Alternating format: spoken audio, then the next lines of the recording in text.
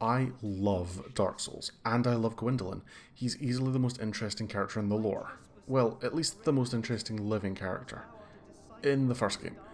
I was fairly lukewarm on him in my first few playthroughs of Dark Souls, as he was an uninteresting boss fight in an area with a lot more going on. I often completely forgot about him on several characters until I figured out what he was up to. Gwyndolin has you dancing on his strings for the entirety of Dark Souls 1, and maybe even beyond that. Though I feel like I need to take a step back and address the first part of that title, since it's almost certainly the most controversial part. While I've heard good arguments for other interpretations of the character, my own is that Gwyndolin is a transgender man. As with most of Dark Souls lore, this comes primarily from item descriptions. The first and most important comes from Gwyndolin's armour. It reads, "The power of the moon was strong in Gwyndolin, and thus he was raised as a daughter." This can and has been interpreted in two ways. The one I disagree with is that Gwyndolin was assigned male at birth and was raised as a daughter by a family that supported their gender identity.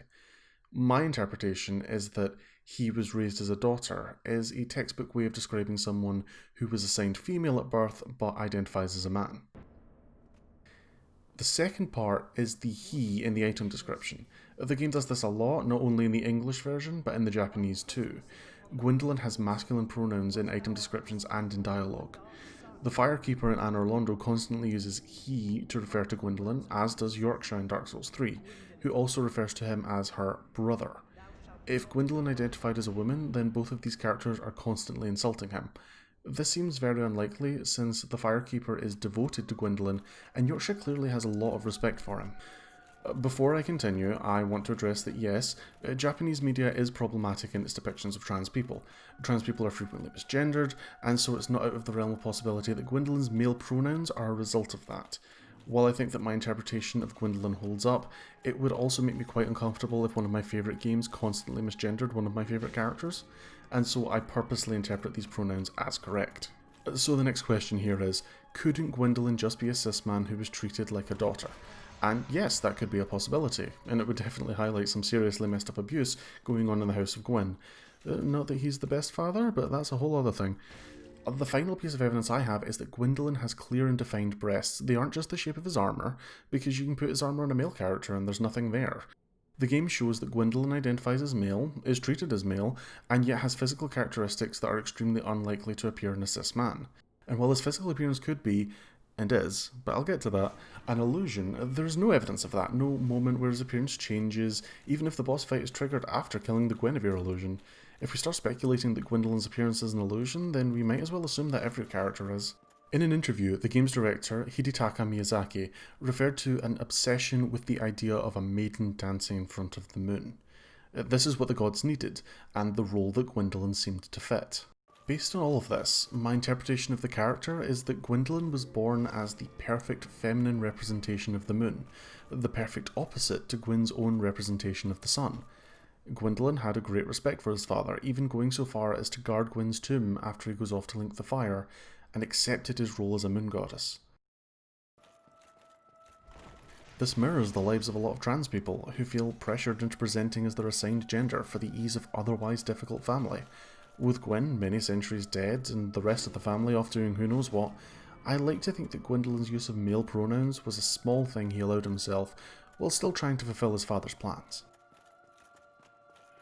Gwyndolin sits at the centre of an intricate web of lies and manipulations, and throughout the events of Dark Souls, you become more and more tangled in his strings. The Age of Fire is dying again, and Gwyndolin needs it to continue. The Age of Fire is also the Age of Gods, and Gwyn was so desperate to keep it going that he used himself as fuel. But this is a cycle, and the fire dwindles once again. It needs more fuel.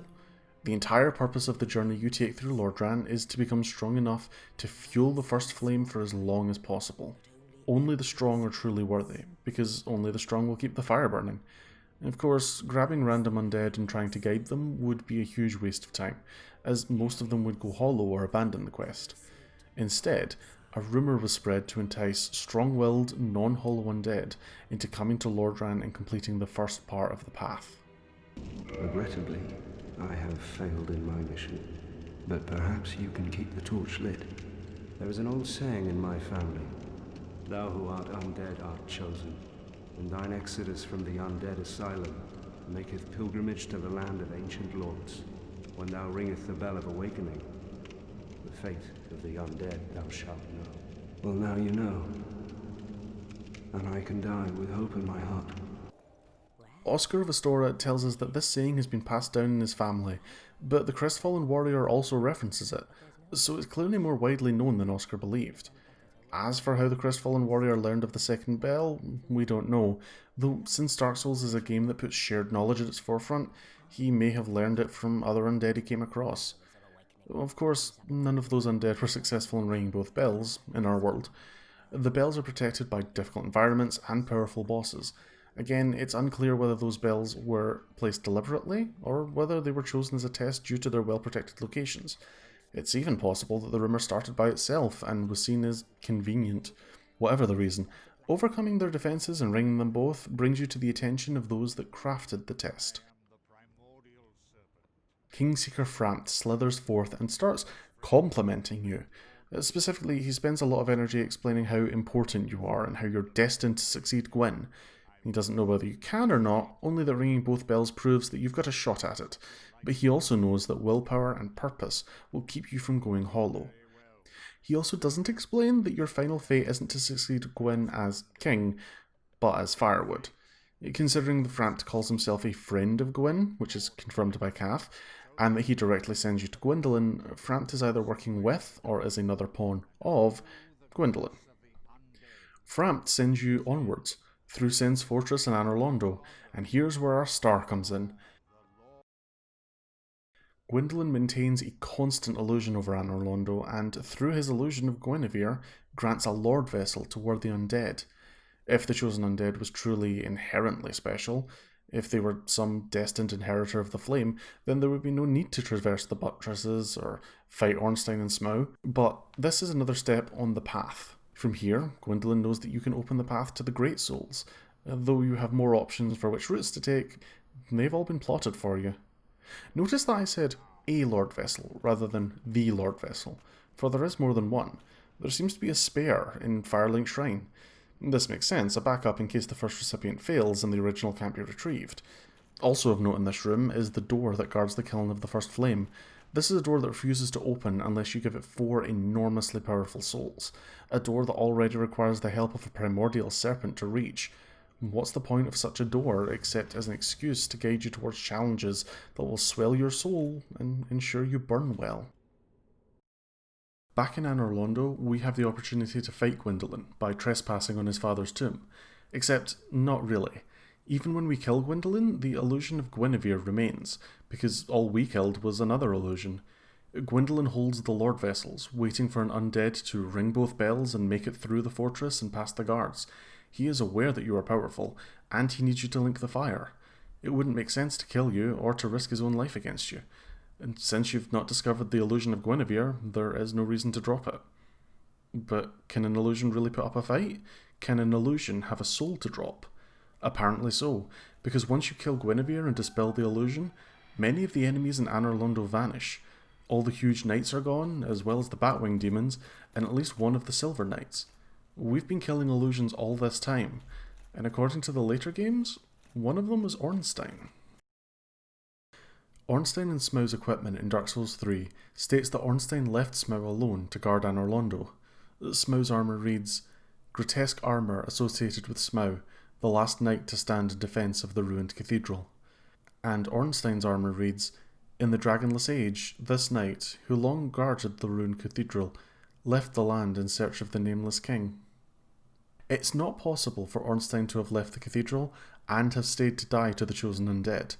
Also, Smough ensured that the Ornstein that fought beside him definitely did not survive the fight. The Ornstein we killed was another part of Gwyndolin's plan. The most likely explanation is that he knew that Smough alone was insufficient in protecting Anor Londo, or providing the barrier to the chosen undead, so he kept the duo together. This also means that Gwyndolin can create something akin to a soul, perhaps out of the soul of Smough, or perhaps it was a piece of Ornstein's soul that he left. Either way, it shows that we do not need to kill a person to obtain their soul or an equivalent, and so there is no definitive evidence that we killed Gwyndolin. On top of all that, Gwyndolin is shown to have been alive long after the events of Dark Souls. Now, we could argue about the canon story of the Chosen Undead, but any player worth their Zweihander is going to tell you that the story isn't complete until every boss is dead. Gwyndolin is the last god in Anor Londo, ever devoted to his father and intent on feeding the flame. It's Gwyndolin who presents the Lord Vessel to undead that followed Framp's instructions and made it to Anor Londo. It's Gwyndolin who maintains a facade of power in Anor Londo through illusion. It's Gwyndolin that has every step of your journey mapped out long before you even arrived. And Gwyndolin remains in Anor Londo for centuries. In Dark Souls 3, everything has changed. Time and space are more convoluted than ever, but Gwyndolin survived the constant cycles of light and dark and stayed in the cathedral. But something else also survived all these years. The pattern that was set up in the first stage. An undead, a pilgrimage, and 4 great souls. Does Gwyndolin have a hand in this, or are these just the echoes of the plan he originally put in place, a mythology that now follows the turning of the age? In Dark Souls 2, our way to the kiln is guarded, but not by divine intervention. It's guarded by gates and keys and the favour of giants. In Dark Souls 3, the Firekeeper seems to think that the flames of the 5 Lords of Cinder gives us the power to overcome the soul of Cinder, but in truth, that power came from hunting the 4 of them down. And that brings us to now. Gwyndolin is captured by Pontiff Sullivan and devoured by Aldrich. Except, is he really? Gwyndolin is one of the most intelligent and powerful beings in Souls lore. He has survived for countless cycles, and as we've established, he's awfully good at faking a death. Could Aldrich have devoured an illusion, while the real one escaped to continue his plotting?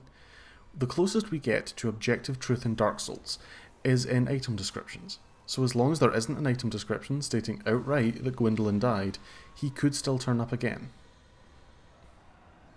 Fuck.